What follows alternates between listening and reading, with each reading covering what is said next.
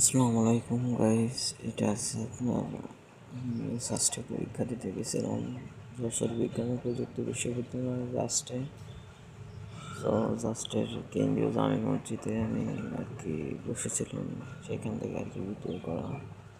এখানে জাস্ট আপনারা দেখতে পাচ্ছেন যে অ্যাডমিশন টাইমে বিশ্ববিদ্যালয়ের ভর্তি পরীক্ষার সময় যে কতটা স্ট্রেসে থাকা হয়, কতটা চাপে থাকে মানুষের, কতটা অভিভাবক এবং ছাত্রছাত্রীদের যে আলাদা একটা থাকে, সেই ব্যাপারটা তুলে ধরা হয়েছে। আসসালামু আলাইকুম।